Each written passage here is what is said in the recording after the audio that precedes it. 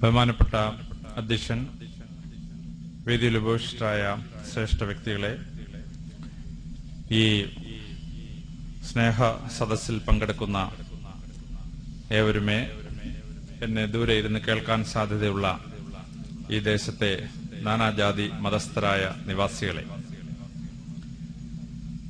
ഞാൻ ജനിച്ചതും വളർന്നതും പന്തളത്തിനടുത്തുള്ള തുമ്പമൺ എന്ന് പറയുന്ന ഗ്രാമത്തിലാണ്. ആ ഗ്രാമത്തിന്റെ ഒരു പ്രത്യേകത, ഒറ്റ മുസ്ലിം പോലും ഇല്ലാത്ത കേരളത്തിലെ ഒരു ഗ്രാമമാണ് ഈ തുമ്പമൺ എന്ന് പറയുന്ന ഗ്രാമം. അവിടെ മുസ്ലിങ്ങൾ ഇല്ലാഞ്ഞിട്ടല്ല അവിടെ മുസ്ലിങ്ങൾ ഇല്ലാതായത്. 100 വർഷങ്ങൾക്ക് മുമ്പ് നിരവധി മുസ്ലിങ്ങൾ താമസിച്ചിരുന്ന ഒരു സ്ഥലമാണ്. പക്ഷെ അവരെല്ലാം കടക്കാട് എന്ന് പറഞ്ഞ സ്ഥലത്തോട്ട് മാറി താമസിച്ചത് കൊണ്ട് ഞാൻ ജനിച്ചു വളർന്ന സാഹചര്യത്തിൽ ഒറ്റ മുസ്ലിം പോലും ഞങ്ങളുടെ ഗ്രാമത്തിൽ ഇല്ല. അതുകൊണ്ട് തന്നെ മുസ്ലിങ്ങളെ പറ്റി ചെറുപ്പകാലത്തിൽ പഠിക്കുന്നതിനോ മനസ്സിലാക്കുന്നതിനോ എനിക്ക് കഴിഞ്ഞില്ല എന്നുള്ളതാണ് ഒരു സംഭവം. എന്നാൽ ഞാൻ +2 പഠിക്കുന്ന കാലത്ത് ആദ്യമായി പരിശുദ്ധ ഖുർആന്റെ ഒരു കോപ്പി വായിക്കുവാനായി എന്റെ ഒരു സുഹൃത്ത് എന്റെ കയ്യിൽ തന്നു.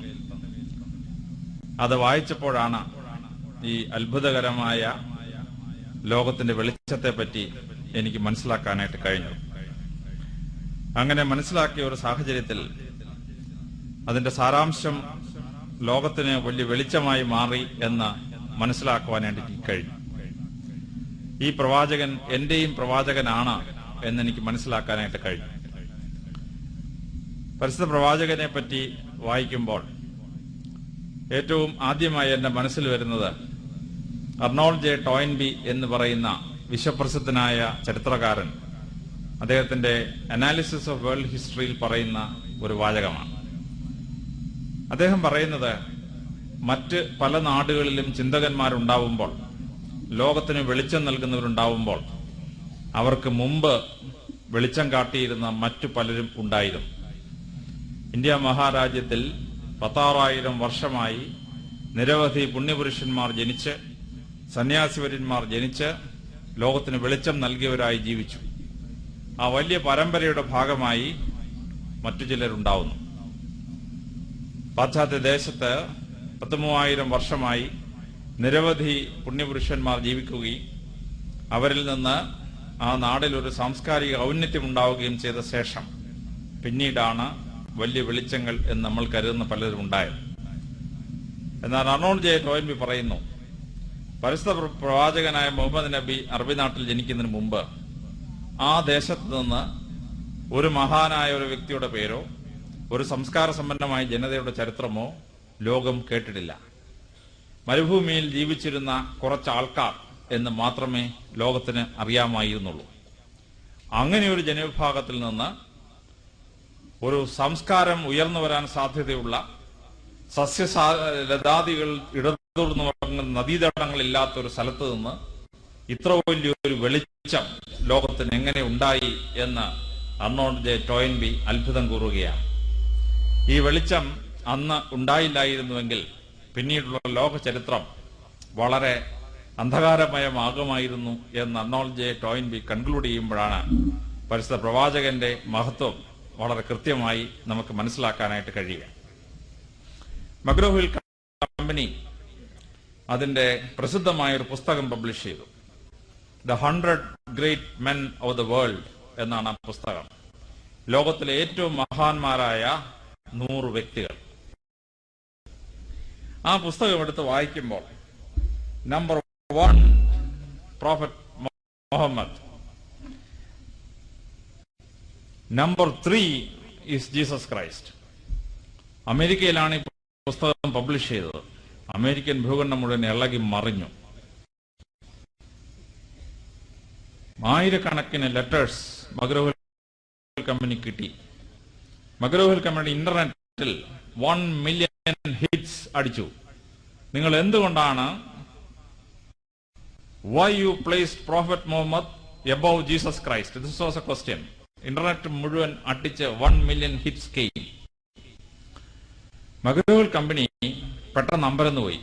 അവര് ഉത്തരം കണ്ടുപിടിച്ചിട്ടല്ല ഈ അനാലിസിസ് അവതരിപ്പിച്ചിരുന്നത്. അതുകൊണ്ട് തന്നെ അവർ number 1 prophet Muhammad, number 2 lord Buddha and number 3 Jesus Christ എന്നുള്ള അനാലിസിസിൽ പെട്ടെന്ന് ഉത്തരം കണ്ടെത്താൻ ബുദ്ധിമുട്ടി. പക്ഷേ 72 മണിക്കൂറുകൾക്ക് ശേഷം through the internet McGraw Hill company gave an analysis. എന്തുകൊണ്ടാണ് പ്രോഫറ്റ് മുഹമ്മദിനെ നമ്പർ 1 ആയി കരുതുന്നത്? ആ അനാലിസിസിന് 9 ഭാഗങ്ങളുണ്ടായിരുന്നു. That why was answered with 9 answers. പ്രവാചകനെ പറ്റി മനസ്സിലാക്കുമ്പോൾ ആ 9 ഉത്തരങ്ങൾ നമ്മൾ ശ്രദ്ധാപൂർവ്വം മനസ്സിലാക്കേണ്ട ഉത്തരങ്ങളാണ്.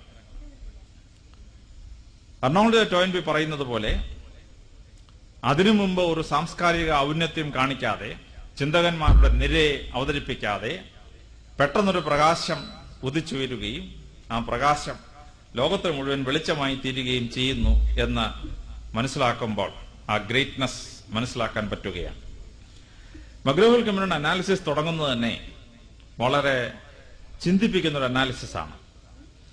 അവർ പറയുന്നു AD 570 പരിശുദ്ധ പ്രവാചകൻ ജനിക്കുന്നു. 610 അദ്ദേഹത്തിന് 40 വയസ്സാകുന്നത് വരെ ഹിറ ഗുഹയിൽ വെച്ച് മലാഖയാൽ സത്യം വെളിവാക്കപ്പെടുന്നത് വരെ there was nothing unusual in that person.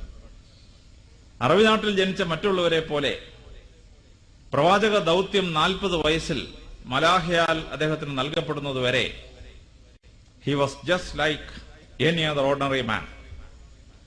അദ്ദേഹത്തെ പറ്റി ആകെ ഔന്നത്യം മനസ്സിലാക്കിയ ഒരൊറ്റ വ്യക്തി ഉണ്ടായിരുന്നുള്ളൂ. അത് ഓർത്തഡോക്സ് വൈദികനായിരുന്ന ബുഹൈറ എന്ന വൈദികൻ. 20 വയസ്സാണോ 19 വയസ്സെന്ന് എനിക്ക് ഉറപ്പില്ല. ആ വയസ്സ് പ്രവാചകനെ കാണുമ്പോൾ ബുഹൈറ പെട്ടെന്ന് വണങ്ങുകയും പ്രവാചകന്റെ തലയിൽ എണ്ണയാൽ അഭിഷിക്തനാക്കുകയും ചെയ്ത ശേഷം നീ മഹാനായ പ്രവാചകനാവും എന്ന് ഒരു ഓർത്തഡോക്സ് വൈദികൻ, ക്രൈസ്തവ വൈദികൻ പ്രവചിക്കുന്നു. അതല്ലാതെ ഈ 40 വയസ്സ് വരെ there was nothing unusual. 40 വയസ്സിൽ ഈ പ്രവാചക ദൗത്യം ഏറ്റെടുക്കപ്പെട്ട ശേഷം അദ്ദേഹം ഈ ഭൂമിയിൽ ജീവിച്ചിരുന്നത് 22 വർഷങ്ങൾ മാത്രമേ ഉള്ളൂ. ആ 22 വർഷങ്ങളിൽ ലോക ചരിത്രം മാറ്റി എഴുതപ്പെട്ടു എന്നുള്ളതാണ് മഗ്രോ-ഹിൽ കമ്പനി പറയുന്ന അനാലിസിസിൽ ഏറ്റവും പ്രധാനം. 610 അദ്ദേഹം പ്രവാചക ദൗത്യം ഏറ്റെടുത്ത ശേഷം the first 12 years was the years of revolt. 622 ആയപ്പോഴേക്കും അദ്ദേഹം മെക്കയിൽ നിന്ന് മദീനയിലേക്ക് ഓടിപ്പോകേണ്ട സാഹചര്യം ഉണ്ടായി. 1-2 കിലോമീറ്റർ അല്ല, 410 കിലോമീറ്റേഴ്സ്. തിരുവനന്തപുരത്ത് നിന്ന് കോഴിക്കോട് പോകുന്ന അത്രയും ദൂരമാണ് ഈ മക്കയിൽ നിന്ന് മദീനയ്ക്കുള്ള ദൂരം.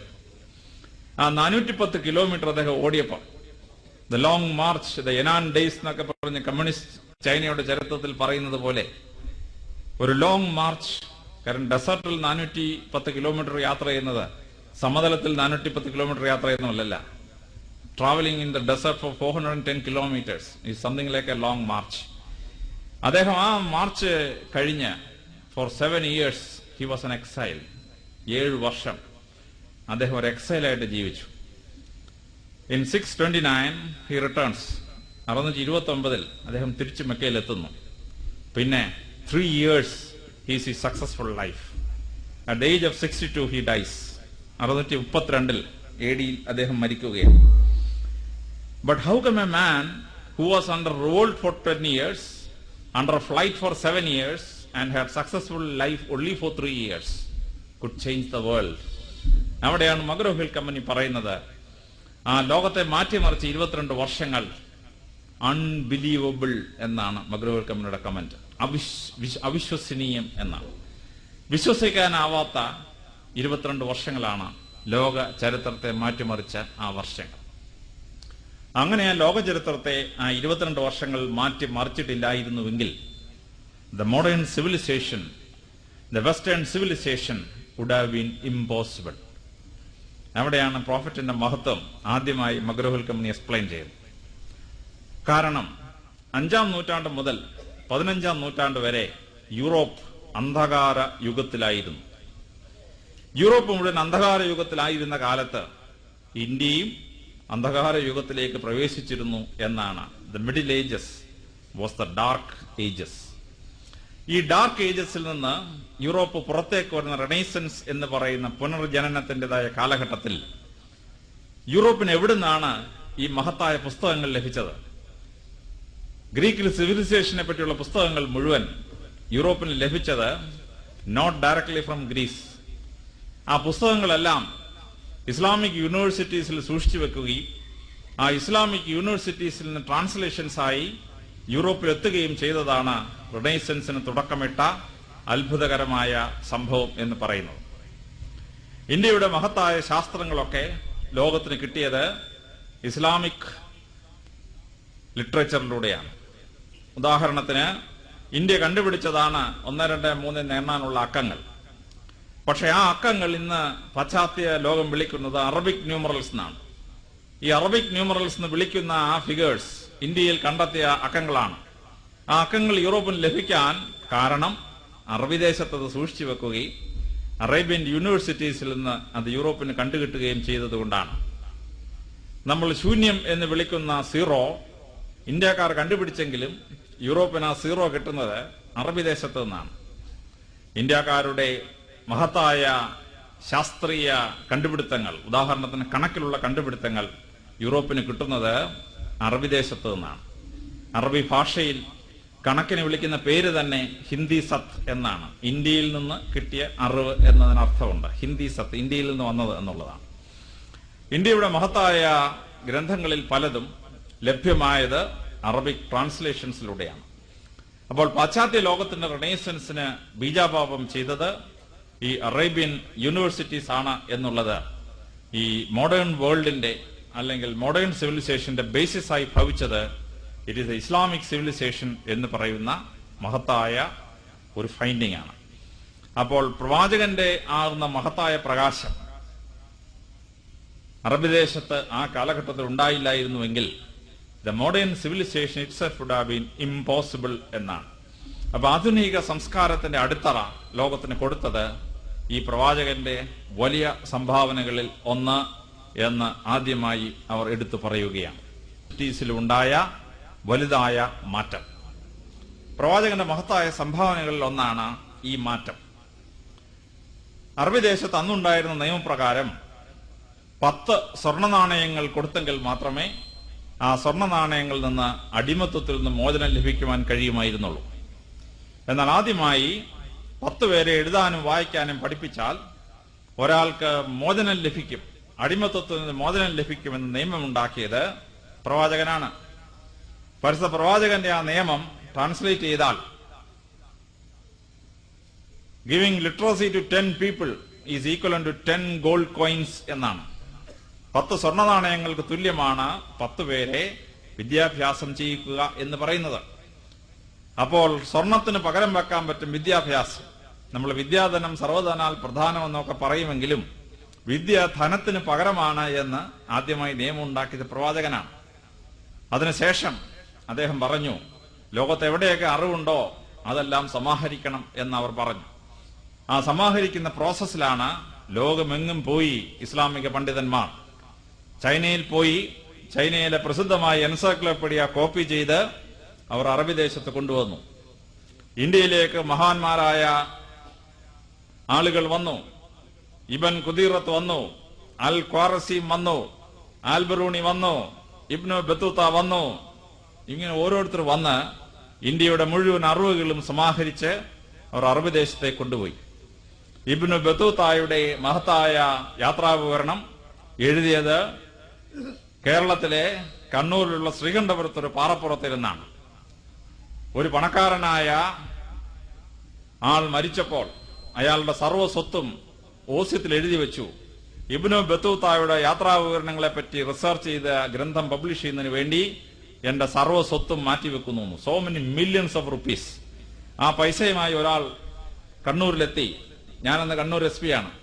അപ്പോൾ ഈ സംഗതികളൊക്കെ രേഖപ്പെടുത്തി വെക്കുന്നതിന് വേണ്ടി ഫോറിൻ രജിസ്ട്രേഷൻ ഓഫീസർ ഞാനായതുകൊണ്ടാണ് ഈ മനുഷ്യന്റെ അടുത്ത് എത്തുന്നത്. പക്ഷെ അയാളുടെ കൂടെ ഞാനും യാത്ര ചെയ്തു. അങ്ങനെ കണ്ണൂരിൽ ഓരോ സ്ഥലത്ത് പോയതും ഇബ്നു ബത്തൂത്ത ഓരോ സ്ഥലത്തിന് പേരിട്ടതും, ഉദാഹരണത്തിന് കണ്ണൂരിലുള്ള മാട്ടൂൽ എന്ന് പറയുന്ന ഉപദ്വീപിന് പേരിട്ടത് ഇബ്നു ബത്തൂത്തയാണ്. മാട്ടൂൽ എന്തൊരു നീളം എന്നാണ് അതിന്റെ അർത്ഥം. അങ്ങനെ ശ്രീകണ്ഠപുരത്തുള്ള പാറപ്പുറത്തിരുന്ന് പുസ്തകം എഴുതിയതും അത് മുഴുവൻ രേഖപ്പെടുത്തി ആ പുസ്തകം അവസാനം പബ്ലിഷ് ചെയ്തു.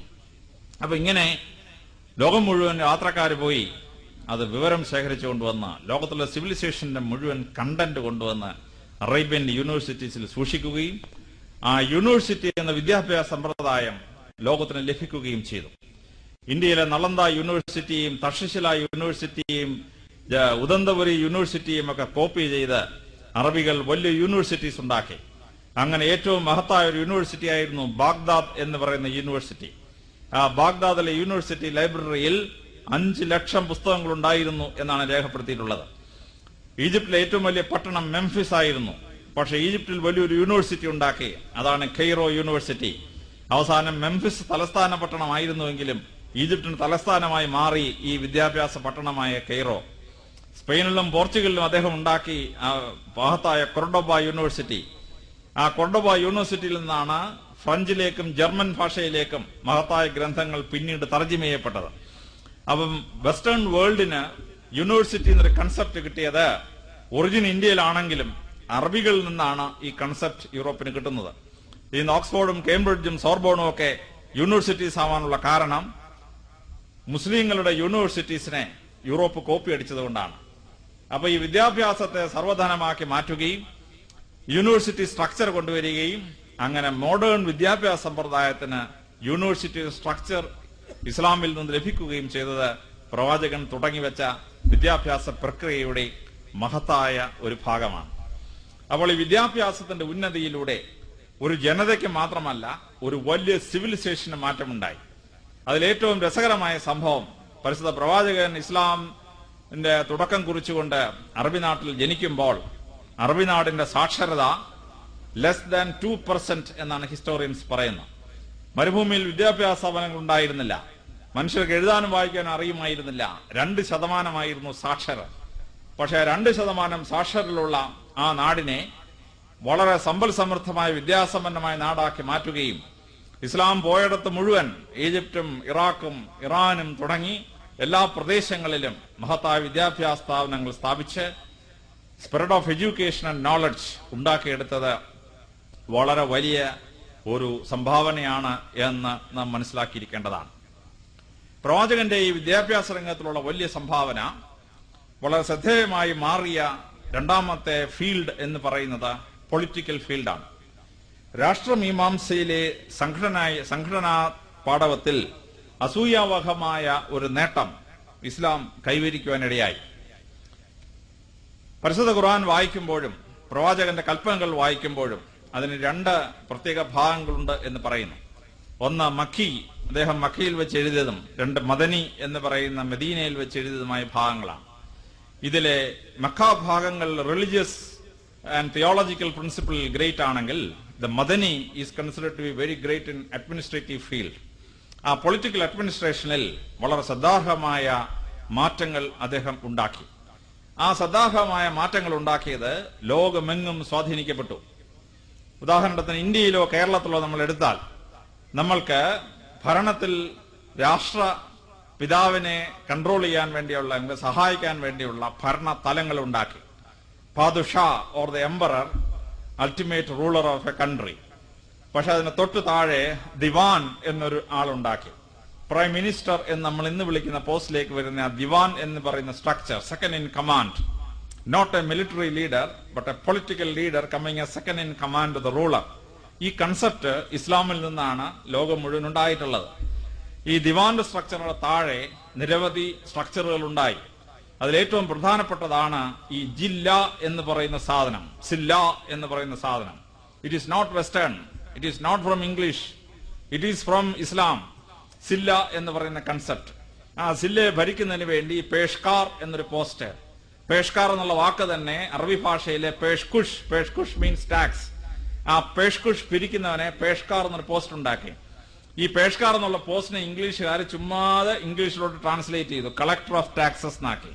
ആ ഓഫ് ടാക്സസ് പിന്നീട് വെട്ടിയിട്ടാണ് കളക്ടർ എന്നൊരു പോസ്റ്റ് ഉണ്ടായത്. ഈ ജില്ലാ കളക്ടർ എന്നുള്ള പോസ്റ്റ് ഇസ്ലാമിൽ നിന്ന് ലോകത്തിന് കിട്ടിയ പോസ്റ്റാണ്. സില്ല എന്നൊരു concept, political administrative division of a country എന്ന് പറയുന്ന കൺസെപ്റ്റ് ഇവർക്ക് ലോകത്തിന് മുഴുവൻ സംഭാവന ചെയ്തിട്ടുള്ള ഇസ്ലാമാണ്. ആ ഇസ്ലാമിൽ നിന്ന് കിട്ടിയ പേഷ്കാർ എന്നുള്ള പദമാണ് ഇന്ന് നമ്മൾ വിളിക്കുന്ന കളക്ടർ എന്നുള്ള വാക്ക്. It is just a translation of the Arabic word. അതിന് താഴെ റവന്യൂവിന്റെയും പോലീസിന്റെയും ചീഫായിരുന്ന തഹസീൽദാർ എന്ന് പറയുന്ന ഒരു പോസ്റ്റ് ഉണ്ടായി.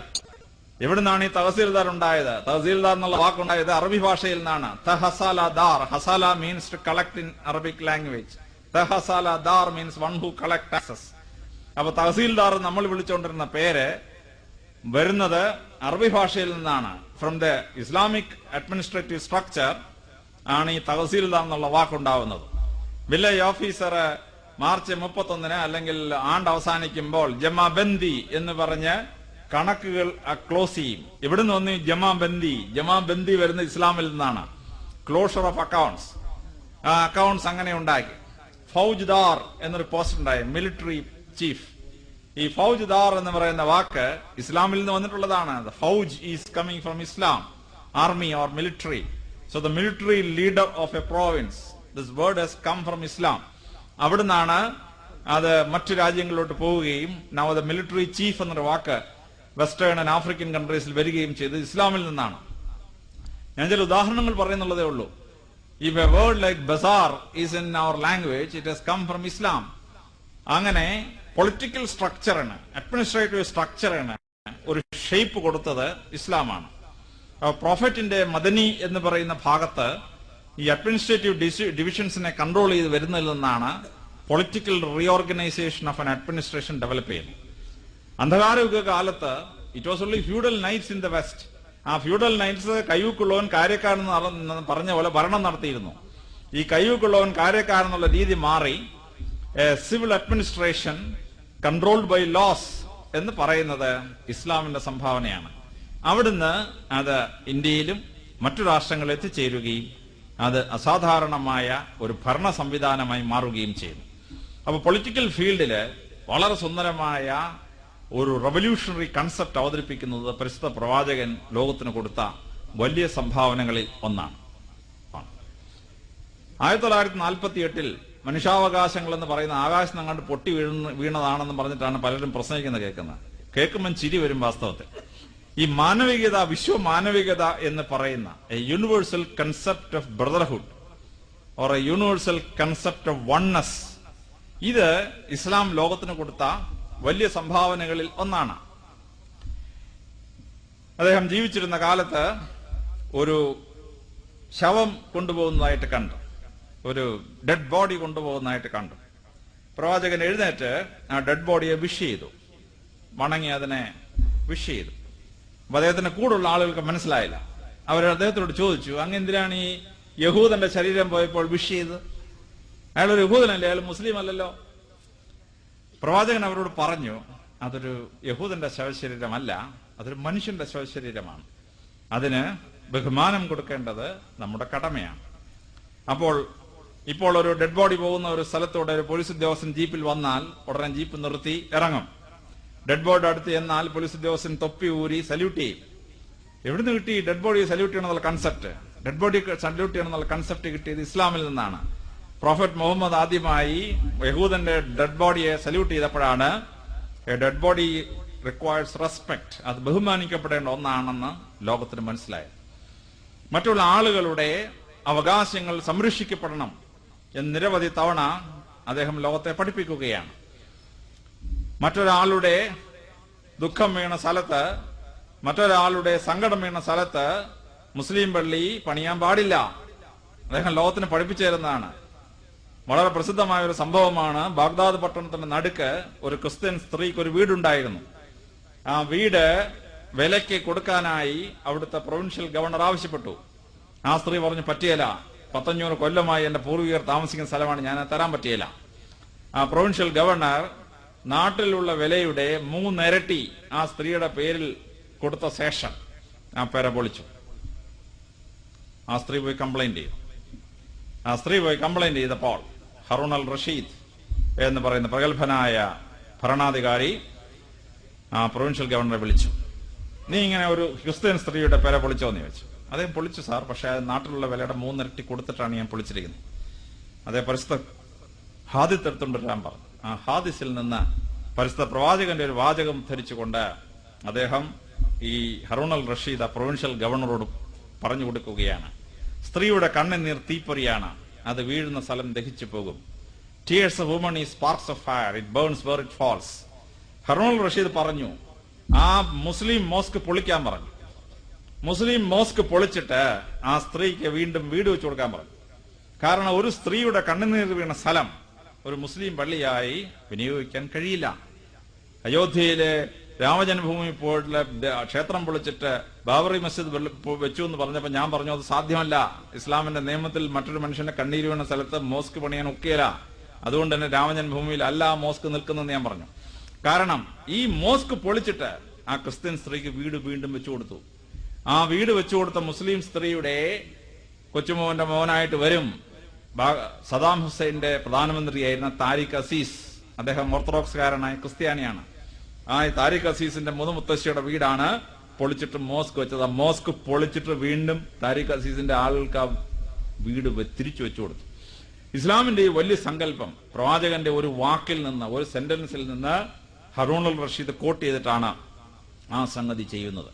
മാനവികത എന്ന് പറയുന്ന എല്ലാവർക്കും വിശ്വസിക്കാനും പ്രാർത്ഥിക്കാനും ജീവിക്കാനും അവകാശമുണ്ടെന്ന്, മനുഷ്യനെ മനുഷ്യനായി കാണണമെന്നുമുള്ള ആ വലിയ കൺസെപ്റ്റ് പ്രവാചകന്റെ നാവിൽ നിന്ന് ഉത്ഭവിച്ച അത്ഭുതകരമായ സങ്കല്പമാണ്. പ്രവാചകന്റെ ജീവിത കഥ വായിച്ചപ്പോൾ എന്നെ അത്ഭുതപ്പെടുത്തിയൊരു സംഭവം ഉണ്ടായിരുന്നു. ഒരു മോസ്കിനകത്തിരുന്ന ക്രിസ്ത്യൻ ലീഡേഴ്സും പ്രവാചകനുമായി സംസാരിച്ചുകൊണ്ടിരിക്കുക. അവിടെയാണ് പ്രാർത്ഥിക്കാനായി വാങ്ങി വിളിച്ചു. ഉടനെ ക്രിസ്ത്യാനികൾ അപ്പോളജൈസ് ചെയ്തു, ക്ഷമിക്കണം, ഞങ്ങൾ ഉടനെ പോവുകയാണ്. പ്രവാചകൻ പറഞ്ഞു, വേണ്ട, ഞാൻ മക്കയിൽ നോക്കി പ്രാർത്ഥിക്കാൻ പോവാണ്, നിങ്ങളുടെ സൈഡിലോട്ട് തിരിഞ്ഞ് പ്രാർത്ഥിച്ചോളാൻ പറഞ്ഞു. ഇതേ സ്ഥലത്ത് നിന്ന് പ്രാർത്ഥിച്ചോളാൻ പറഞ്ഞു. മോസ്കിനകത്ത് വെച്ച് പ്രാർത്ഥിക്കാൻ ക്രിസ്ത്യാനികൾ അനുവദിച്ച ശേഷം ഒരേ സ്ഥലത്തിരുന്ന് പ്രവാചകനും ക്രിസ്ത്യൻ ലീഡേഴ്സും പ്രാർത്ഥിച്ചു എന്നത് ജീവിതത്തിൽ വായിച്ചപ്പോൾ ഞാൻ അമ്പരന്നുപോയി. കാരണം ഒരു പ്രാർത്ഥനാ സ്ഥലം അള്ളാഹു ലോകത്തിന് കൊടുത്ത സ്ഥലമാണ്. അത് മുസ്ലിങ്ങൾക്ക് സ്വന്തം വകയായിട്ടുള്ളതൊന്നുമല്ല. നിങ്ങളും പ്രാർത്ഥിച്ചോ, ഞങ്ങളും പ്രാർത്ഥിക്കാം. പ്രാർത്ഥനയ്ക്ക് പ്രത്യേക സ്ഥലമൊന്നും വേണ്ട.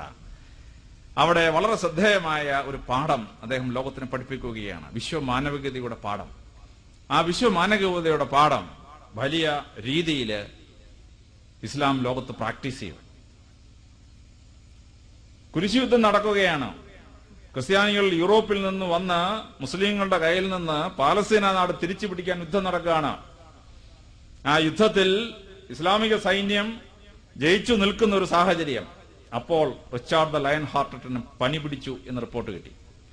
പനി പിടിച്ചെന്ന് തന്നെയല്ല, യുദ്ധം നയിക്കാൻ അദ്ദേഹം അയോഗ്യനാണ് എന്ന് സലാദിൻ എന്ന് പറയുന്ന മുസ്ലിം ലീഡറിന് അറിവ് കിട്ടി. അദ്ദേഹം പറഞ്ഞു, യുദ്ധം നിർത്താൻ പറഞ്ഞു. അത് യുദ്ധം നിർത്തി. റിച്ചാർഡ് ദ ലയൺ ഹാർട്ടന് പനി സുഖമാക്കാനുള്ള മരുന്നും അദ്ദേഹത്തിന് ആവശ്യമുള്ള ഐസ് കട്ടയും അദ്ദേഹം എത്തിച്ചു കൊടുത്തു. റിച്ചാർഡ് ദ ലയൺ ഹാർട്ടന് പനി സുഖമായ ശേഷമാണ് യുദ്ധം പുനരാരംഭിച്ചത്. വേറെ ഏതെങ്കിലും കമ്മ്യൂണിറ്റി ആയിരുന്നെങ്കിൽ, ശത്രു നേതാവിന് പനി പിടിച്ചു, എന്നാൽ ഇത് തന്നെ യുദ്ധം ജയിക്കാനുള്ള ബെസ്റ്റ് സ്ഥലം. ഓൾറെഡി ഇസ്ലാമിക സൈന്യം ജയിച്ചു നിൽക്കുവാണ്. ജയിച്ചു നിൽക്കുന്ന സമയത്താണ് അദ്ദേഹം യുദ്ധം സ്റ്റോപ്പ് ചെയ്തത്. അപ്പോൾ യുദ്ധത്തിൽ പോലും ശത്രുവിനെ വകവരുത്തുവാനുള്ള അവസരം കിട്ടുന്ന അവസരത്തിൽ അതിന് പകരം ശത്രു ലീഡർക്ക് അസുഖമായപ്പോൾ സുഖമാകാനുള്ള അവസരം മാത്രമല്ല, സുഖപ്പെടാനുള്ള മരുന്നും കൂടി അയച്ചു കൊടുത്ത ശേഷം ആ യുദ്ധം മുന്നോട്ട് കൊണ്ടുപോയി എന്നുള്ളതാണ് സലാഡിൻ ചെയ്ത അത്ഭുതകരമായ സംഭവം. ഒരു കമ്മ്യൂണിറ്റിയെ, മുസ്ലാമിക കമ്മ്യൂണിറ്റിയെ പാലസ്തീന നാട്ടിൽ നിന്ന് ഇല്ലാതാക്കി ക്രിസ്ത്യൻ സാമ്രാജ്യം സ്ഥാപിക്കാൻ വേണ്ടിയാണ് റിച്ചാർഡ് ദ ലയൺ ഹാർട്ടഡ് യൂറോപ്പിൽ നിന്ന് വന്നിരിക്കുന്നത്. 4000-5000 കിലോമീറ്റർ യാത്ര ചെയ്ത് വന്നിരിക്കുകയാണ്. ആ വന്ന മനുഷ്യൻ പാലസ്തീന നാട്ടിൽ രക്തം വിതച്ച് യുദ്ധം നടന്നുകൊണ്ടിരിക്കുന്ന അവസരത്തിലാണ് സലാഡിൻ ഈ അത്ഭുതകരമായ മാനവികത കാണിക്കുന്നത്. എവിടുന്ന് കിട്ടി ഈ സലാഡിന് ഈ മാനവികത? അത് പ്രവാചകനിൽ നിന്ന് വന്നിട്ടുള്ളതാണ്. കാര്യം പ്രവാചകൻ ലോകത്തിനെ പഠിപ്പിച്ച അത്ഭുതകരമായ പാഠമാണ് ഹ്യൂമനിസം, മനുഷ്യത്വം. അല്ല 948 ആകാശത്ത് നിന്ന് മനുഷ്യാവകാശം പൊട്ടി വീണെന്നൊക്കെ പ്രസംഗിച്ചെന്ന് കേൾക്കുമ്പോൾ ചിരിക്കാനല്ലാതെ എന്താ പറ്റുക? അപ്പോൾ വിശ്വമാനവികതയുടെ വലിയ പാഠം ലോകത്തിന് കൊടുത്തത് പരിശുദ്ധ പ്രവാചകൻ ചെയ്ത അത്ഭുതകരമായ ഒരു സംഭാവനയാണ് എന്ന് ചരിത്രത്തിന്റെ താളുകളിൽ നമ്മൾ മനസ്സിലാക്കേണ്ടതായിട്ടുണ്ട്. ഏകദൈവ വിശ്വാസം എന്ന് പറയുന്ന സംഭവം ക്രിസ്തുവിന് 1300 വർഷങ്ങൾക്ക് മുമ്പ് അഖനാത്തോൺ എന്ന് പറയുന്ന ഒരു ഈജിപ്ഷ്യൻ ഫറോ രാജാവാണ് ഈ ഏകദൈവ വിശ്വാസം അവതരിപ്പിച്ചത് എന്നാണ് പറയുന്നത്. അദ്ദേഹത്തിൽ നിന്ന് അത് ലോകം മുഴുവൻ സ്പ്രെഡ് ചെയ്തെന്ന് ചരിത്രകാരന്മാരിൽ പലരുടെയും അഭിപ്രായം. ഈവൻ മോശയ്ക്ക് പോലും ഏകദൈവവാദത്തിന്റെ തിരി കിട്ടിയത് അവിടെ നിന്നാണ് എന്ന് വാദിക്കുന്ന ചില ചരിത്രകാരന്മാരുണ്ട്. ക്രിസ്ത്യാനികളും യഹൂദന്മാരും സമ്മതിക്കാൻ പോകുന്നില്ല. എങ്കിലും ആ വലിയ വാദഗതി നിൽക്കുകയാണ്. എല്ലാ മതങ്ങളിലും ഈ കൺസെപ്റ്റ് ഉണ്ടായിരുന്നു. ഹിന്ദുമതത്തിൽ ഏകം സദ്ബ്രഹ്മം വിപ്രാ ബഹുദ വദന്തി എന്ന് പറഞ്ഞ് ആ ഏകദൈവത്തിന് സങ്കല്പം അവർക്കുണ്ടായിരുന്നു. ക്രിസ്തുമതത്തിന് ഏകദൈവ സങ്കല്പം ഉണ്ടായിരുന്നു. പക്ഷെ ഈ ഏകദൈവ സങ്കല്പ വിശ്വാസത്തിൽ നിന്ന് അകന്നു പോകുന്ന ഒരു പാരമ്പര്യം എല്ലാ മതങ്ങൾക്കും ഉണ്ടായി. ഹിന്ദുമതത്തിന് 33 കോടി ദൈവങ്ങളുടെ വിശ്വാസം ഉണ്ടായി. ക്രിസ്തുമതം തൃത്വം എന്നൊരു സങ്കല്പത്തിലൂടെ ഈ ഏകദൈവ വിശ്വാസത്തിന് ഡയല്യൂഷൻ ഉണ്ടാക്കി. ബുദ്ധമതം, ബുദ്ധഭഗവാൻ ദൈവത്തെ പറ്റി വറിയേ പോലും ചെയ്യരുതെന്ന് പറഞ്ഞ ആളാണ്. ബുദ്ധഭഗവാനോട് ചോദിച്ചു, ദൈവം ഉണ്ടോ എന്നങ്ങ് വിശ്വസിക്കുന്നുണ്ടോ? അദ്ദേഹം പറഞ്ഞു, അതിനെപ്പറ്റി പറയേണ്ട, നിങ്ങൾ നല്ല മനുഷ്യരായി ജീവിക്കുക. സ്വർഗം ഉണ്ടെങ്കിൽ നിങ്ങൾക്കത് കിട്ടും, ദൈവം ഉണ്ടെങ്കിൽ ആ ദൈവം നിങ്ങൾക്ക് നന്മ ചെയ്യും ഇഹലോക ജീവിതത്തിന് ശേഷം. നിങ്ങൾ തിന്മ ചെയ്താൽ നിങ്ങൾക്ക് ഇഹലോക ജീവിതം ദുരിതപൂർണ്ണമായിരിക്കുകയും ചെയ്യും. ഈശ്വരൻ ഉണ്ടെങ്കിൽ ഇഹലോകത്തിന് ശേഷം തനിക്ക് നരകം എന്ന് പറഞ്ഞ സാധനം കിട്ടുകയും ചെയ്യും. അതുകൊണ്ട് നിങ്ങൾ നല്ല മനുഷ്യരായി ജീവിക്കുക. ഒരർത്ഥത്തിൽ ബുദ്ധഭഗവാൻ സംസാരിച്ച അഗ്നോസ്റ്റിസമാണ്. അപ്പൊ ദൈവത്തെ പറ്റി വറി ചെയ്യേണ്ടെന്ന് പോലും പറഞ്ഞ ബുദ്ധഭഗവാനെ അവസാനം പിടിച്ച് ദൈവമാക്കി. മഹായാന പ്രസ്ഥാനം ഉണ്ടാക്കി. നാഗാർജുനനും എല്ലാം കൂടെ കൂടി ഈ ദൈവത്തെ പറ്റി വറി ചെയ്യേണ്ടെന്ന് പറഞ്ഞ ബുദ്ധഭഗവാനെ പിടിച്ച് ദൈവമാക്കി മാറ്റി. യേശുക്രിസ്തുവിനെ ദൈവപുത്രൻ എന്നാക്കി മാറ്റി. ഇങ്ങനെ ഓരോരോ കമ്മ്യൂണിറ്റീസിലെ മഹാന്മാരായ മനുഷ്യരെ ഓരോരുത്തരെയും ഈശ്വര തുല്യനാക്കി അല്ലെങ്കിൽ ഈശ്വരനാക്കി മാറ്റുന്ന ഒരു സ്വഭാവം മനുഷ്യനുള്ള സ്വഭാവമാണ്. പ്രവാചകൻ അതിശക്തമായി ഇതിനെ നേരിട്ടും തന്നെയല്ല, ഈ മൊണോതെയിസം എന്ന് പറയുന്ന ഏകദൈവ വിശ്വാസം ലോകത്തിലേക്ക് ശക്തമായി തിരിച്ചു കൊണ്ടുവന്നത് പ്രവാചകന്റെ ഏറ്റവും വലിയ സങ്കല്പമാണ്. ഈശ്വര സങ്കല്പത്തെ പറ്റിയുള്ള ഏറ്റവും വലിയ സംഭാവനയാണ് എന്നാണ് മഗ്രോ-ഹിൽ കമ്പനി നിരവധി ചരിത്രകാരന്മാരെ ഉദ്ധരിച്ചുകൊണ്ട് പറയുന്നു. ചരിത്രം മുഴുവൻ പരിശോധിക്കുമ്പോൾ ഇത് അത്ഭുതകരമാണ്. താൻ പ്രവാചകൻ മാത്രമാണ്. I am only a messenger, nobody can be God or son of God or whatever it is എന്ന് പറഞ്ഞ് ഒരിക്കലും ആ പ്രവാചകത്തിന് അപ്പുറത്തായ ഒരു സ്ഥാനം വഹിക്കാതെ, അതിനപ്പുറത്തായ ഒരു സ്ഥാനം ആർക്കും നൽകാതെ ഈ ഏകദൈവ വിശ്വാസം ലോകത്തിലേക്ക് ശക്തമായി തിരിച്ചു കൊണ്ടുവന്നത് അദ്ദേഹമാണ് എന്നുള്ളതാണ്.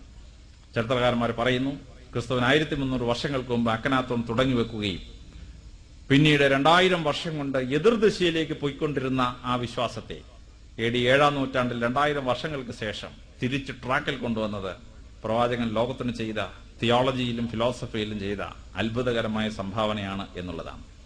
അപ്പോൾ ഈ ഗോഡ് കൺസെപ്റ്റ് ആൻഡ് മോണോതെയിസത്തിൽ അദ്ദേഹം ചെയ്ത സംഭാവന അതുല്യം എന്നാണ് ചരിത്രകാരന്മാരും മതപണ്ഡിതന്മാരും അനലൈസ് ചെയ്ത ശേഷം പറയുന്നു.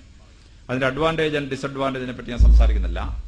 പക്ഷെ ചരിത്രപരമായ ഇതിൽ നോക്കുമ്പോൾ അദ്ദേഹം അത്ഭുതകരമായ ഒരു റെവല്യൂഷൻ ചെയ്തു എന്നുള്ളതാണ്. സമീപിക്കാൻ വേണ്ടി മനുഷ്യൻ ലോകാരംഭം മുഴുവൻ ആഗ്രഹിച്ചിരുന്നു.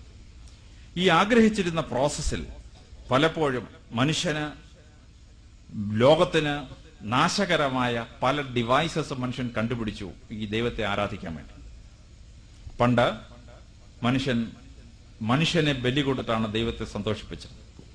ഇബ്രാഹിം നബി സ്വന്തം മകനെ ബലി കൊടുക്കാൻ കൊണ്ടുപോയ സംഭവം നിങ്ങളെല്ലാവർക്കും അറിയാവുന്ന സംഭവമാണ്. He thought that God ordered his son to be given as sacrifice. പക്ഷെ ലോകത്തെങ്ങുമുള്ള സമൂഹം പണ്ടിത് ചെയ്തിരുന്നു.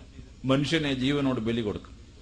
അമേരിക്കയിലെ റെഡ് ഇന്ത്യക്കാര് അവരുടെ ദേവാലയങ്ങൾ സ്ഥാപിച്ച അവസരത്തിൽ ഏറ്റവും ആരോഗ്യമുള്ള മനുഷ്യനെ പിടിച്ചുകൊണ്ടുവന്ന് നെഞ്ച് പിളർന്ന ചങ്കും കരലും കൂടെ എടുത്ത് ദൈവത്തിന് കൊടുക്കുമായിരുന്നു. മെക്സിക്കോയിലെ ഏറ്റവും വലിയ പിരമിഡ് ടെമ്പിൾ അവർ പണിഞ്ഞപ്പോൾ 20,000 പേര് 20,000 people were sacrificed. Their heart and liver were plucked out and given to God. ദൈവത്തിന് ഇഷ്ടപ്പെടണമെങ്കിൽ മനുഷ്യന്റെ ചങ്കും കൂമ്പും എടുത്ത് കൊടുക്കണം. ഇത് അടുത്ത സ്റ്റേജ് വന്നപ്പോഴേക്കും മനുഷ്യനെ ബലി കൊടുക്കണ്ട, പകരം മൃഗത്തെ ബലി കൊടുക്കണം എന്നൊരു സിസ്റ്റത്തിലേക്ക് വന്നു. യഹൂദന്മാര് മൃഗങ്ങളെ ബലി കൊടുത്തിട്ട് ദൈവത്തെ സന്തോഷിപ്പിക്കാൻ തുടങ്ങി. ഇന്ത്യയില് മൃഗങ്ങളെ ബലി കൊടുത്തിട്ട് ദൈവത്തെ സന്തോഷിപ്പിക്കാൻ തുടങ്ങി. അതിനകത്ത് ഒരു കവാലിക വർഗം എന്നൊരു വർഗം മനുഷ്യനെ തന്നെ കൊടുക്കണമെന്ന് വിശ്വസിച്ചിരുന്നു. ശങ്കരാചാര്യരുടെ കാലത്തും കവാലി വർഗം ശങ്കരാചാര്യരുടെ തലയ്ക്ക് വേണ്ടി വന്നിട്ട് അദ്ദേഹം തല കൊടുക്കാൻ കൊണ്ടുപോയതും നരസിംഹാവതാരത്തിലൂടെ ദൈവം അദ്ദേഹത്തെ രക്ഷിച്ച ചരിത്രം ശങ്കര ദിഗ്വിജയത്തിൽ നമ്മൾ വായിക്കുകയാണ്. അപ്പൊ ഇങ്ങനെ രക്തമൊഴുക്കി blood was the medium by which God could be satisfied, whether human blood or animal blood. ഇന്ത്യയിൽ ബുദ്ധഭഗവാനാണ് അജാതശത്രു ആടിനെ ബലികൊടുക്കാൻ തുടങ്ങിയപ്പോൾ തടയുകയും അങ്ങനെ sacrifice with blood was blocked and brought to a new stage. അത് കഴിഞ്ഞപ്പോൾ പിന്നെന്തുണ്ടായി? Something else has to be offered. അപ്പോൾ അപ്പവും വീഞ്ഞും കൊണ്ട് ബലി കൊടുക്കുക, അല്ലെങ്കിൽ ആദ്യത്തെ വിളവ് കൊണ്ട് ബലി കൊടുക്കുക, ഇങ്ങനെ ഒരു സിസ്റ്റം ഉണ്ടായി. ഈ സിസ്റ്റം ഇങ്ങനെ വരുന്ന അവസരത്തിലാണ് ദർ വാണ്ടഡ് എ റെവല്യൂഷൻ. ആ റെവല്യൂഷൻ കൊണ്ടുവന്നത് പ്രോഫറ്റ് മുഹമ്മദാണ്. പരിശുദ്ധ പ്രവാചകൻ എന്ത് ചെയ്തു? മനുഷ്യനെ കൊന്ന് ബലി കൊടുക്കണ്ട, മൃഗങ്ങളെ കൊന്ന് ബലി കൊടുക്കണ്ട, ബലി ദൈവത്തെ സമീപിക്കുന്നതിന് വേണ്ടി വളരെ കോസ്റ്റ്ലി ഐറ്റംസ് ഉപയോഗിച്ച് ദൈവത്തെ ബലി കൊടുക്കേണ്ട. കർണാടകത്തിലെ ജൈനമതക്കാര് 12 കൊല്ലം കൂടുമ്പോ ഹസ്താഭിഷേകം എന്നൊരു സാധനം നടത്തും.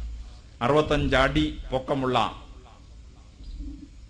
ശ്രാവണ ബലോഗോളായിലെ വലിയ വിഗ്രഹത്തിന്റെ തലയിലൂടെ 5000 ടൺ എണ്ണ, 5000 ടൺ പാല്, 5000 ടൺ ചന്ദന തൈലം ഇങ്ങനെയൊക്കെ കോരി ഒഴിച്ച് ഇത് ഈ 65 അടി പൊക്കമുള്ള ദേവന്റെ തലയിൽ കൂടി ഇങ്ങനെ ഒഴുകി ഒരു ആറിൽ വന്ന് ചേരുകയാണ്.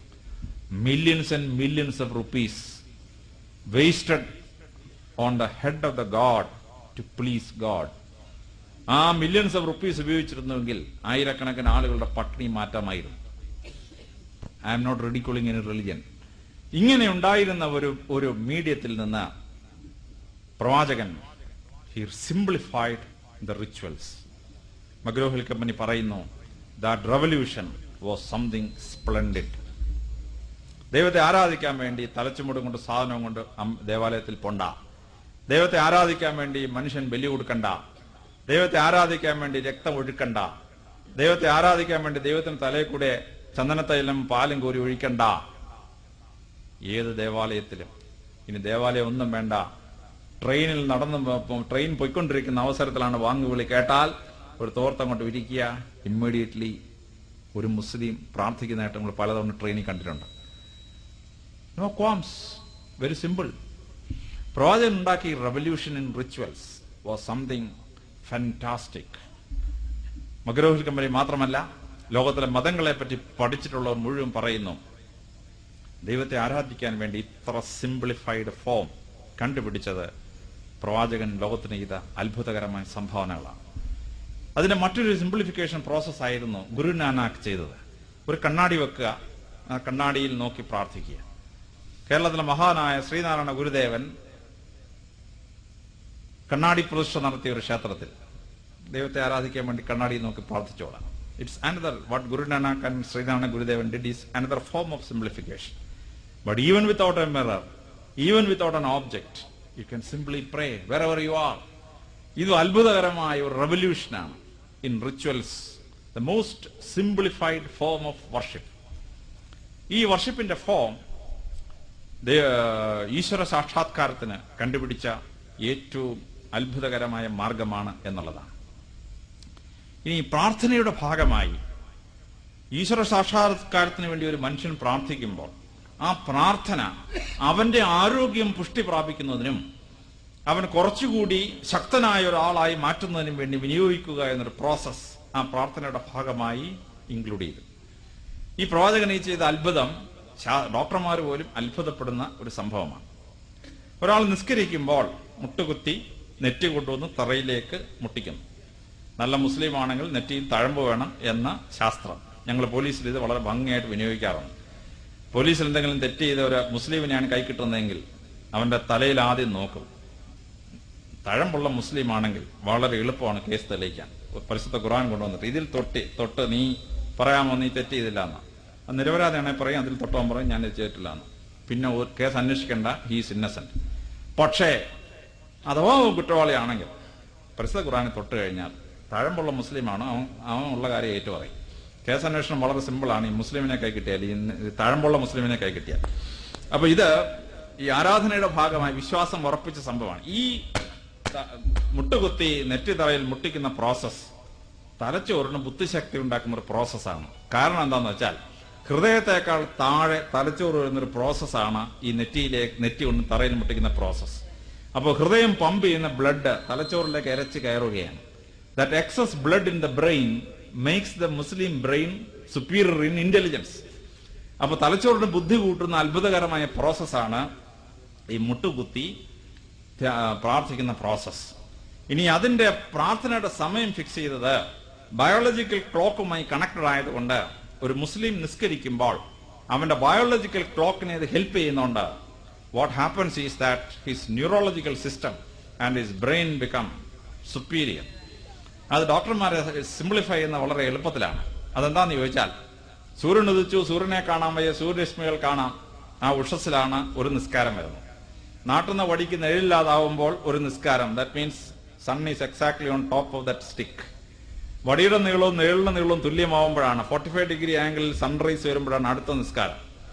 സൂര്യൻ അസ്തമിച്ചു, സൂര്യരശ്മികളെ കാണാൻ വയ്യ, സൂര്യനെ കാണാൻ വയ്യ, സൂര്യരശ്മികൾ കാണാം, അടുത്ത നിസ്കാരം. So the entire timing of the prayer is according to the movements of sun and the moon. അപ്പൊ ആ മനുഷ്യന്റെ ബയോളജിക്കൽ ക്ലോക്കും സൂര്യചന്ദ്രന്മാരുടെ നീക്കവും തമ്മിൽ കണക്റ്റഡ് ആണ്. അപ്പൊ ഈ ബയോളജിക്കൽ ക്ലോക്ക് ടേൺ ചെയ്യുന്ന സമയത്താണ് മുസ്ലിം പ്രാർത്ഥിക്കുന്നത്. What happens? അയാളുടെ ബോഡിക്കും അയാളുടെ തലച്ചോറിനും അത്ഭുതാവഹമായ ശക്തി ഉണ്ടാവുന്നു, ശരീരത്തിന് ശക്തി ഉണ്ടാവുന്നു, തലച്ചോറിന് ബുദ്ധി ഉണ്ടാവുന്നു. വെൻ ദാറ്റ് ബയോളജിക്കൽ ക്ലോക്കിന്റെ ടൈമിൽ പ്രാർത്ഥിക്കുക എന്ന് പറയുന്ന അത്ഭുതകരമായ പ്രോസസ്. എന്നാൽ നൊയമ്പിനെ പറ്റി പറയുമ്പോഴാണ് ഡോക്ടർമാര് ഇപ്പോഴും അമ്പരന്ന് പോകുന്ന സത്യം ഉണ്ടാവുന്നത്. എല്ലാ മതങ്ങൾക്കും നൊയമ്പുണ്ട്. ഹിന്ദു മതങ്ങൾക്ക് 52 ആഴ്ച നൊയമ്പുകളുണ്ട്, നവരാത്രിയുടെ നൊയമ്പുണ്ട്, ശിവരാത്രിയുടെ നൊയമ്പുണ്ട്. ക്രിസ്ത്യാനിക്ക് 3 നൊയമ്പ്, 8 നൊയമ്പ്, 15 നൊയമ്പ്, 25 നൊയമ്പ്, 50 നൊയമ്പ്. സോ ക്രിസ്ത്യാനിക്ക് കൊണ്ട് 101 ദിവസം നൊയമ്പ്. ബുദ്ധമതക്കാർക്ക് നൊയമ്പുണ്ട്, ജൈനമതക്കാർക്ക് നൊയമ്പുണ്ട്, യഹൂദന്മാർക്ക് നൊയമ്പുണ്ട്. പക്ഷെ ഈ നൊയമ്പുകളിൽ വെച്ച് ഏറ്റവും ശ്രേഷ്ഠം മുസ്ലിങ്ങൾ നോക്കുന്ന റംസാൻ നൊയമ്പാണ്. ഈ റംസാൻ നൊയമ്പിനെ പറ്റി അമേരിക്കൻ ഡോക്ടർമാര് വിശദമായി പഠിച്ചപ്പോഴാണ് അതിന്റെ സാരാംശം മനസ്സിലായത്. അതെന്താണെന്ന് ചോദിച്ചാൽ, 11.5 മണിക്കൂർ ഒരു മനുഷ്യൻ 100% വയറ്റിലേക്ക് ഒന്നും കൊടുക്കാതിരുന്നാൽ, 100% അവൻ ഉപവസിച്ചാൽ കുടലിന്റെ പെരിറ്റോണിയം പൊട്ടും. കുടലിന്റെ പെരിറ്റോണിയം പൊട്ടി ബോഡിയുടെ ഇമ്മ്യൂൺ സിസ്റ്റത്തെ പ്രൊട്ടക്ട് ചെയ്യുന്ന ഒരു എൻസൈം കുടലിലേക്ക് ഊർന്നിറങ്ങും. അത് കുടൽ അങ്ങോട്ട് വലിച്ചെടുത്ത് കഴിഞ്ഞാൽ ശരീരത്തിന് 10 ടൈംസ് ഇമ്മ്യൂണോളജിക്കൽ കപ്പാസിറ്റി വർദ്ധിക്കുകയാണ്. 11 മണിക്കൂർ പട്ടണിരിക്കണം, 100% പട്ടണിരിക്കണം. അതിനിടയ്ക്ക് ഒരു നാരകാളം കുടിച്ചാൽ പോയി, the effect is gone. If something is given, intestine will not behave like this. അപ്പൊ 11.5 മണിക്കൂർ കണ്ടിന്യൂസ് ആയി കംപ്ലീറ്റ് ആയി ആഹാരം വർജിച്ചാൽ, or even anything with calorie content ഉപേക്ഷിച്ചാൽ, അവന്റെ കുടലിന്റെ പെരിറ്റോണിയം പൊട്ടി കുടലിലേക്ക് ഒരു എൻസൈം ഊർന്നിറങ്ങുകയും ആ എൻസൈം കുടൽ വലിച്ചെടുത്ത് കഴിഞ്ഞാൽ 10 ടൈംസ് ആണ് ശരീരത്തിനും മനസ്സിനും ആരോഗ്യം കിട്ടുന്നത്. അമേരിക്കൻ ശാസ്ത്രജ്ഞന്മാർ 12 കൊല്ലം ഇത് കണ്ടുപിടിച്ചപ്പോൾ അവർ അമ്പരന്ന് പോയി. 1400 കൊല്ലത്തിന് മുമ്പ്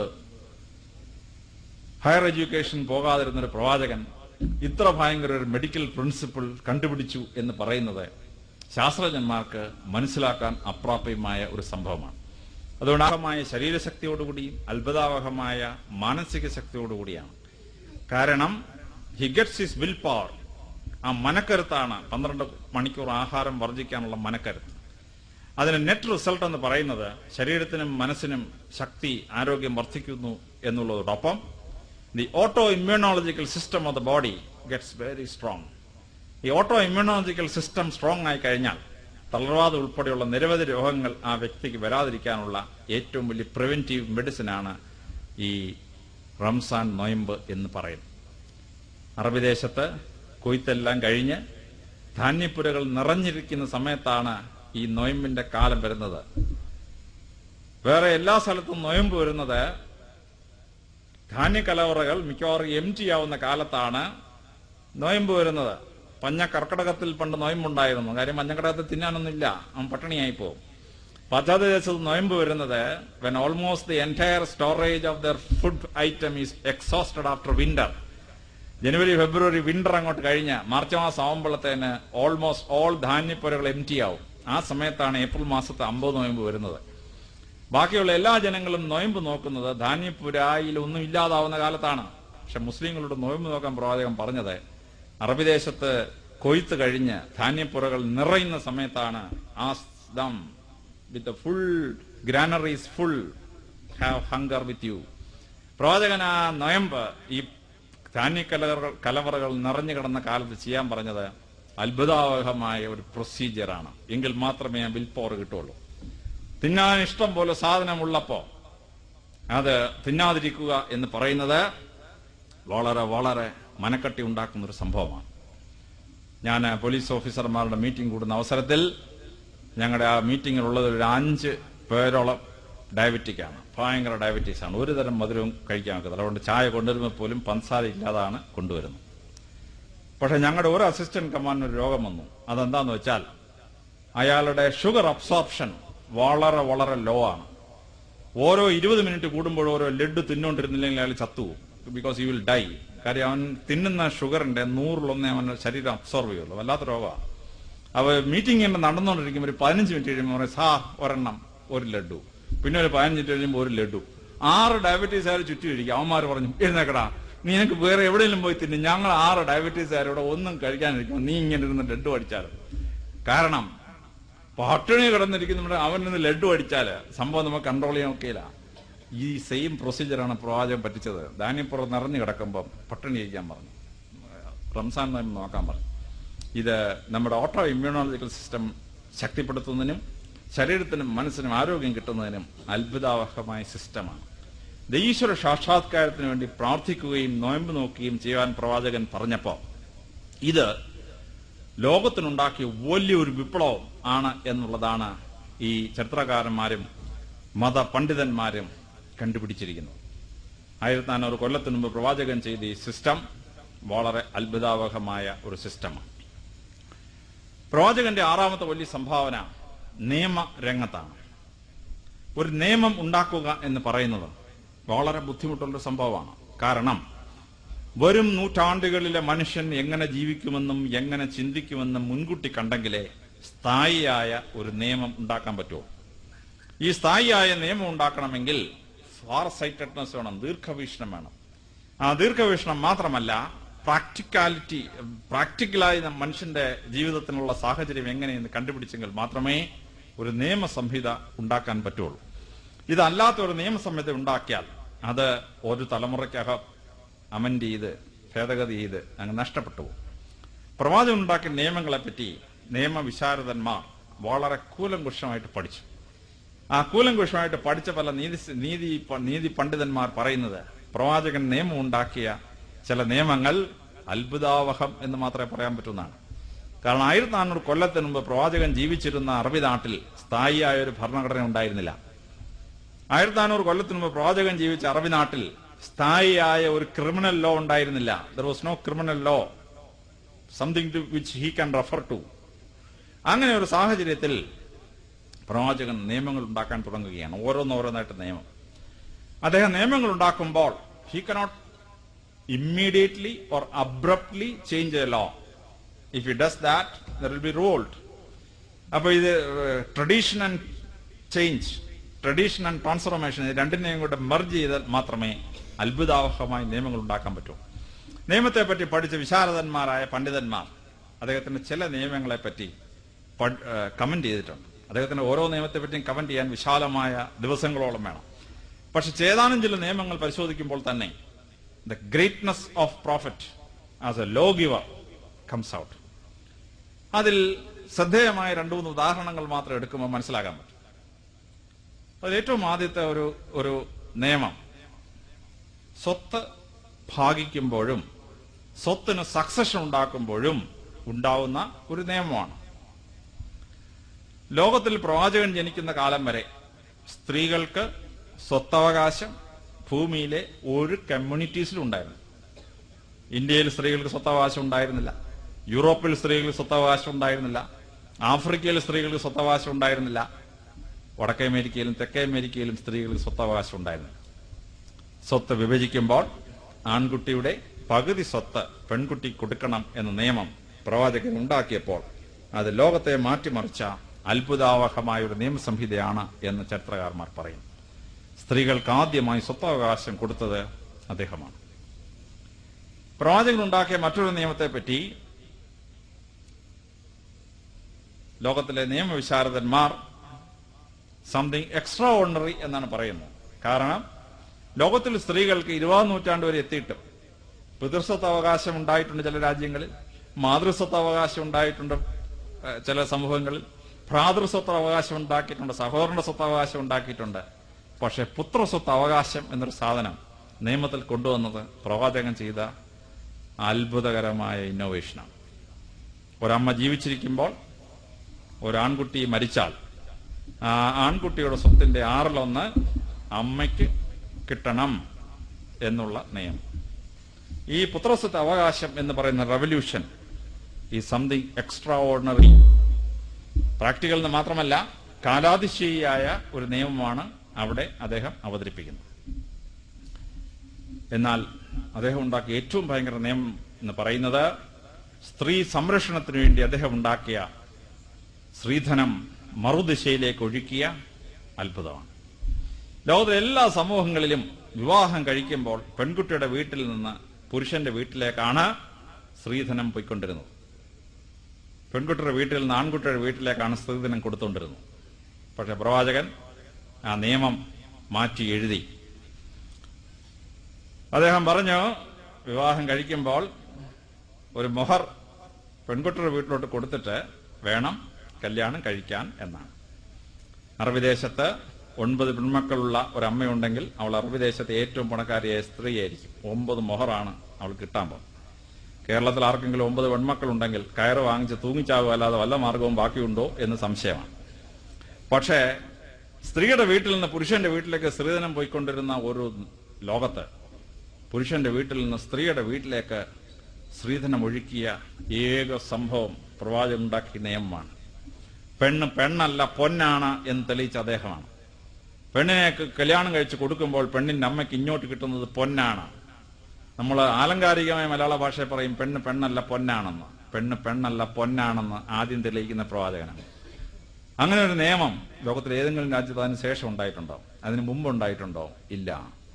പ്രവാചകന്റെ ആ പ്രാക്ടിക്കൽ നിയമം എന്ന് പറയുന്നത് സ്ത്രീകളെ പീഡിപ്പിക്കുകയും സ്ത്രീകളെ വഷളാക്കുകയും ചെയ്യുന്ന എല്ലാ സിസ്റ്റത്തെയും മറികടക്കുന്ന അത്ഭുതാവഹമായ ഒരു നിയമമാണ്.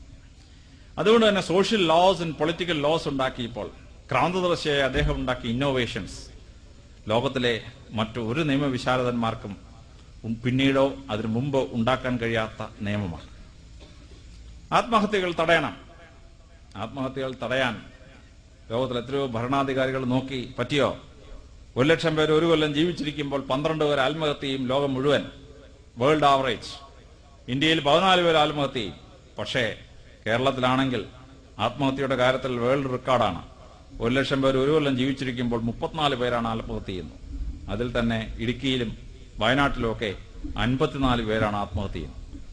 ആലപ്പുഴ ജില്ലയിലെ നൂറനാട് എന്ന് പറയുന്ന ഗ്രാമം സൂയിസൈഡ് വില്ലേജ് എന്നാണ് അതിനെ അറിയപ്പെടുന്നത്. 1,00,000 പേർ ഒരു കൊല്ലം ജീവിച്ചിരിക്കുമ്പോൾ 64 പേരാണ് ആത്മഹത്യ ചെയ്യുന്നത്.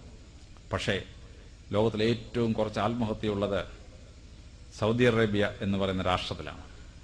1,00,000 പേർ ഒരു കൊല്ലം ജീവിച്ചിരിക്കുമ്പോൾ 0.4, 1-ൽ താഴെയാണ് അവിടുത്തെ ആത്മഹത്യ. ഖത്തർ ആത്മഹത്യ ഏറ്റവും കുറവുള്ള ഒരു രാജ്യം. എന്നാൽ 1,00,000 പേർ ജീവിച്ചിരിക്കുമ്പോൾ 34 പേര് ആത്മഹത്യ ചെയ്യുന്ന കേരളത്തിൽ തന്നെ ഏറ്റവും കുറച്ച് ആത്മഹത്യയുള്ളത് മലപ്പുറം ജില്ലയിലാണ്. 1,00,000 പേർ ഒരു കൊല്ലം ജീവിച്ചിരിക്കുമ്പോൾ 4 പേര് ആത്മഹത്യ ചെയ്യുന്നത്. രണ്ടാമത് മുസ്ലിം ഭൂരിപക്ഷമുള്ള ഒരു ജില്ലയാണ് കാസർഗോഡ്. അവിടെ 1,00,000 പേർ ഒരു കൊല്ലം ജീവിച്ചിരിക്കുമ്പോൾ 6 പേരെ ആത്മഹത്യ ചെയ്യുന്നുള്ളൂ. കേരളത്തിൽ 1,00,000 പേർ ഒരു കൊല്ലം ജീവിച്ച് 34 പേര് ആത്മഹത്യ. ഇതേ കേരളത്തിലാണ് മലപ്പുറവും കാസർഗോഡും ഉള്ളത്. അവിടെ എന്തുകൊണ്ടാണ് ആത്മഹത്യ നടക്കാത്തത്? ഞാൻ അമ്പരന്ന് പോയി. ഞാൻ അവസാനം ഒരു മുസ്ലിം മുള്ളാരോട് ഞാൻ പോയി ചോദിച്ചു, എന്താണ് ഇസ്ലാം മതത്തിൽ മാത്രം ആത്മഹത്യ ഇല്ലാതാവുന്നത്? അദ്ദേഹം പരിശുദ്ധ ഖുർആൻ അങ്ങോട്ട് തുറന്നു എന്നെ ഒരു പാസേജ് വായിച്ച് കേൾപ്പിച്ചു. എനിക്കിപ്പോൾ അതിന്റെ പേര് നമ്പർ ഒന്നും അറിയാൻ വയ്യ. അദ്ദേഹം വായിച്ച് കേൾപ്പിച്ചിട്ട് അതിന്റെ സാരാംശം പറഞ്ഞ് മനസ്സിലാക്കി. ആത്മഹത്യ ചെയ്യുന്നവന് ഇഹലോകവും പരലോകവും നഷ്ടപ്പെടുന്നു. പരലോകത്തിൽ ചെന്നാൽ നരകത്തിന് 7 ഭാഗം, അതിൽ ഏറ്റവും താഴത്തെ അറയിലാണ് ഈ ആത്മഹത്യ ഇതിനെ കൊണ്ടിടുന്നതെന്ന്. ഈ അറയുണ്ടോയെന്ന് ചോദിച്ചാൽ എനിക്കറിയാൻ വയ്യ. പക്ഷേ 7ാമത്തെ അറയിൽ അവനെ ഇടുവെന്നും ഇഹലോകവും പരലോകവും പോകുമെന്നും അവനെ ഞങ്ങൾ മദ്രസായിൽ വെച്ചുള്ളപ്പോഴേ ഞങ്ങൾ പറഞ്ഞ് പഠിപ്പിക്കാറെന്ന് പറഞ്ഞു. അതുകൊണ്ടാണ് ആത്മഹത്യ ഉണ്ടാവാത്തത്. ഇവിടെ ലക്ഷക്കണക്കിന് കോടിക്കണക്കിന് രൂപ ആത്മഹത്യ തടയാൻ വേണ്ടി ഗവൺമെന്റ് ചെലവാക്കുന്നത്, സോഷ്യൽ വെൽഫെയർ ഡിപ്പാർട്ട്മെന്റ് ചെലവാക്കുന്നത്. ഗവൺമെന്റ് ലക്ഷക്കണക്കിന് രൂപ ചെലവാക്കിയിട്ടും ഈ ആത്മഹത്യക്ക് ഒരു മാറ്റവും കേരളത്തിലില്ല. ഞാനിപ്പോ ജീവിച്ചിരിക്കുന്ന തൃശൂർ ജില്ലയിലാണ് ആത്മഹത്യയുടെ കേന്ദ്രം. 1041 ആത്മഹത്യ ഒരാണ്ടിൽ നടക്കുന്നത്. കൂട്ട ആത്മഹത്യ, അപ്പനും അമ്മയും മക്കളും കൂടെ ആത്മഹത്യ ചെയ്യുന്ന സംഭവം 7 എണ്ണം കഴിഞ്ഞ കൊല്ലം മാത്രം. ഇതേ കേരളത്തിൽ മുസ്ലിങ്ങൾ ജീവിക്കുമ്പോൾ മുസ്ലിങ്ങളുടെ എന്തുകൊണ്ട് ആത്മഹത്യ ഉണ്ടാവുന്നില്ല? ഇത്ര കുറച്ചുണ്ടാവുന്നു. അപ്പോൾ പരിശുദ്ധ പ്രവാചകന്റെ ആ ഒരു കൽപ്പന മലാഹ പറഞ്ഞു കൊടുത്തത് പ്രവാചകൻ എഴുതി പരിശുദ്ധ ഖുർആനിൽ, ശരി. പക്ഷെ ആ പ്രവാചകൻ അത് ഇന്റർപ്രറ്റ് ചെയ്തുകൊണ്ട് വന്നിരിക്കുന്ന ആ വരവ്, ആ മുള്ള വായിച്ച് കേൾപ്പിച്ചപ്പോഴാണ് എനിക്ക് എന്റെ സാരാംശം മനസ്സിലായത്. ഒരു സാമൂഹിക തിന്മ ഈ ലോകത്തുനിന്ന് ഇല്ലാതാക്കാൻ പരിശുദ്ധ പ്രവാചകന്റെ ഒരു കൽപ്പന വളരെ സിമ്പിളായിട്ടാണ് ആ പ്രോബ്ലം അദ്ദേഹം സോൾവ് ചെയ്യുന്നത്. അങ്ങനെ സോൾവ് ചെയ്തപ്പോ ലക്ഷക്കണക്കിന് ആത്മഹത്യകൾ ഈ ലോകത്ത് നിന്ന് ഇല്ലാതായി തീരുകയാണ്. നിയമം ഉണ്ടാക്കുമ്പോൾ നിയമം കാമരാജ് പണ്ട് ചോദിക്കുന്ന പോലെ ചട്ടം ആർക്ക് വേണ്ടി? ചട്ടം ജനങ്ങൾക്ക് വേണ്ടിയാണ്. ജനങ്ങൾക്ക് ഉപകരിക്കുന്ന രീതിയിൽ വേണം ചട്ടം ഉണ്ടാക്കേണ്ടത്. അങ്ങനെ ചട്ടം ഉണ്ടാക്കിയാൽ മാത്രമേ ആ നിയമം ശാശ്വതമായി ജനങ്ങളുടെ പ്രശ്നം പരിഹരിക്കുകയുള്ളൂ.